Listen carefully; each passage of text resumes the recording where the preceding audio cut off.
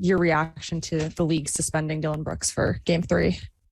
Doesn't matter. I mean, Gary's out. Gary's out for the next, foreseeable future for weeks.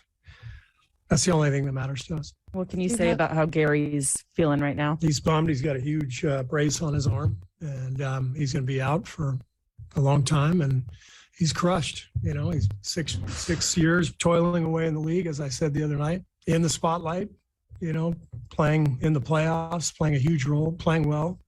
That's all been taken away from him. So we all feel terrible for Gary. He deserves better. Yeah, absolutely. Great journey for Gary Payton II. Hate to see him out. So the Warriors trying to figure out how to slow down Ja Morant. I got some stats for you. I want you to tell me which one you like the most. You ready, 3D? Let's go. All right, Ja outscored the Warriors 15-6 the last 4 minutes of Game 2. Ja has 81 points in this series. Steph and Klay, 78 combined. Ja leads the playoffs with 42 clutch points. What's the most impressive of those three? The points in the paint.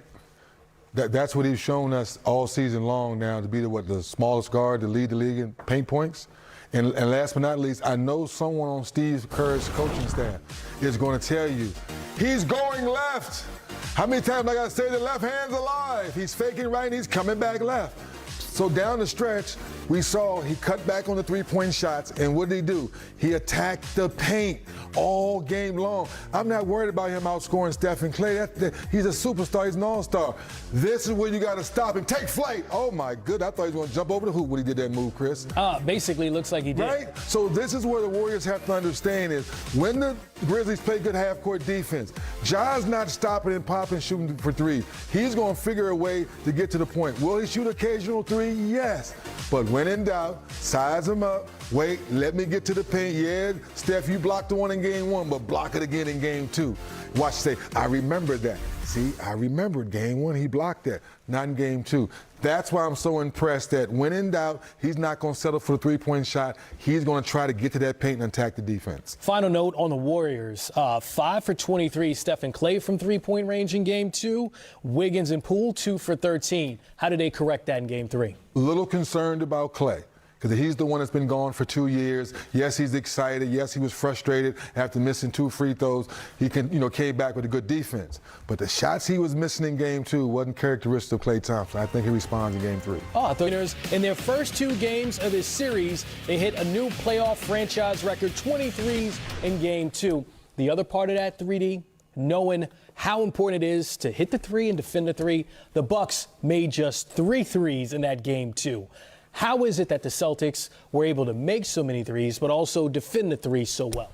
I just think their chemistry is right where it needs to be. We go back to the middle of the season when Marcus Smart called the team out, and everyone thought that was wrong. We talked about fans saying, or the naysayers, Tatum and Brown can't figure it out. But coming into this game when there was no Marcus Smart, we said someone else had to step up. Well, Grant Williams was that guy. We didn't know Grant Williams would come out and shoot the 3 the way he shot the 3. Coming out of Tennessee, he was a, 6'4", 5 man. So the fact that he's elevated his game and able to knock down three-point shots off the draw and kick, very happy for him. And he was that X factor for the Celtics in Game 2. And defensively, yeah, we talk about defending the 3, but defending Giannis, shooting 38% from the field in this series, hadn't shot 38% from the field in a game in the postseason in his career. How are they getting this done on Giannis? Well, people at home, watch the circles. Al Horford, Time Lord, they're sacrificing their bodies. They're contesting the shot. They know how dangerous Giannis is coming downhill. They know how good Drew Holiday is attacking the defense. But you got to give Ime a lot of credit. These guys are really sacrificing, showing their body. Like I said, Grant Williams may be 6'5" with stilettos on. We know the Greek freak 6'11", but he's giving up his body. Look at Time Lord. Look at Derek White. All sets of eyes are waiting on him. They're building that wall, and they're not worried about the physicality. Now they get out and run. They run that Celtic fast break. You talk about three-point shots. Well, you're getting wide open shots off a defensive transition.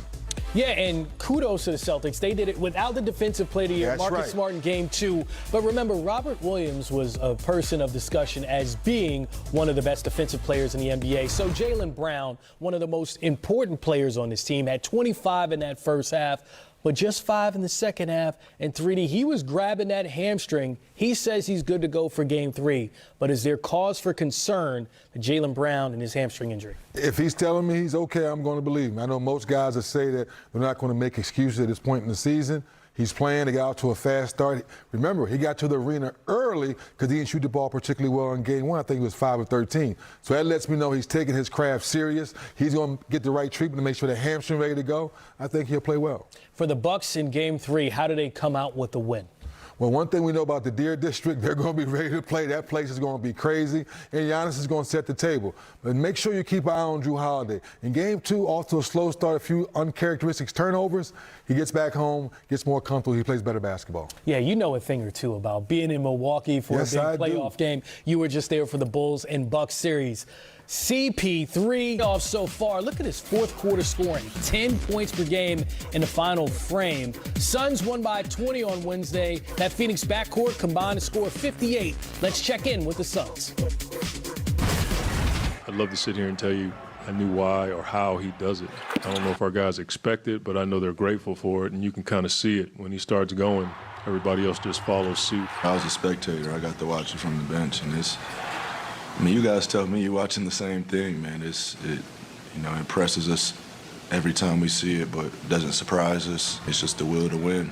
He sees a matchup he likes, and you could hear their bench yelling him, send him left. You can try whatever you want to do, but he has a rebuttal move for you every time. What's amazing is, like, it feels like for the first 2 quarters, he's, like, relaxed. He's chilling. He's not too aggressive. He's just reading the game, and then he has, like, a switch where he just turns it on. Luka was rolling, but in the third quarter, he had 2 points and 3 turnovers. What were the Suns doing to effectively kind of limit him? Yeah, he had a great game, but no one else showed. So, we got to get other guys shooting the ball better. We can't win with just him out there scoring 30 a night. We got to get other guys going. I mean, the mood is fine. They got to win 4, so it's not over yet. We're going to go back home. Our crowd is amazing. So we're going to believe till the end. All right, it wasn't just the fourth quarter in Game 2. You saw the stats we just put on your screen. 14 for 14 in a closeout game against the Pelicans. Oof. 3D, he's 36 years old. How is it possible that he's playing arguably the best basketball of his career now? He took a page out of what Tom Brady's book. He's vegan now, I think. He's eating better. He's taking better care of his body.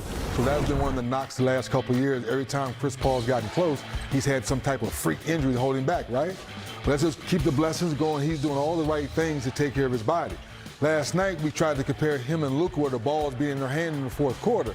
The reason he's the point guard because Booker's eating, Ayton's eating, everyone else is eating throughout the game. So when the fourth quarter comes, Chris Paul goes, wait a minute, it's time for me to attack that person. It's time for me to attack this pick and roll. It's time for me to get into the paint. Let me get some long rebounds the point guard's supposed to get. Hey, Luka, come guard me. You blocked my shot in Game 1. Come get the rest of this. That's why everyone's going crazy. Can Luka play defense? He showed us in Game 1. Remember when he's moving his feet? He blocked Chris Paul's shot on the baseline. We remember that. That made Chris Paul mad. Chris Paul said, come do it again in Game 2. He couldn't do it in the fourth quarter. He was cooking him, right? And that's why everyone's at home excited that at 36 years old, I think 37 next couple of days, Chris Paul is proving why he's arguably the best point guard we've seen in a long time. Magic Johnson's my favorite, but Chris Paul's in that conversation. By the time they tip off for Game 3, he'll be 37 years old. There you go. I like how you See? just did the sensei thing, like, come here, sensei style. Come see me. Yeah, but Luka averaging 40, but also 6 turnovers a game. And like you said, Game 2 exposed on defense. Is that the next level for Luka? Like, we know he can score, put up the assists, but to get the turnovers down and to be better on defense? If he's watching film, if he's paying attention to Jason Kidd, arguably one of the best point guards to ever do it, that's a great mentor to have as your coach. Look at how Jason Kidd, why we used to say he was the best point guard. He was the best at throwing the ball ahead, letting other people eat. That's where you take a page out of Chris Paul's book. Let everyone else eat. Let Dinwiddie eat. Brunson was eating when he was out. He proved to everybody he can get 40, he can get 38 with you back. Now he's sitting there watching. Let everyone else eat because in the fourth quarter, the ball's going to be in your hand like Chris Paul, and you can still take over. Take a little piece here and there, and now give us the effort on the defensive end like you showed us in game 1, and maybe you stop getting called out saying, come see me. Speaking of point guard, fourth quarter takeovers, Right. there's another young point guard doing it for the Memphis Grizzlies. Ja Morant. Put some barbecue sauce on it. Remember 18 in the fourth, 15 in the fourth, game winners, the coming out party for Ja Morant.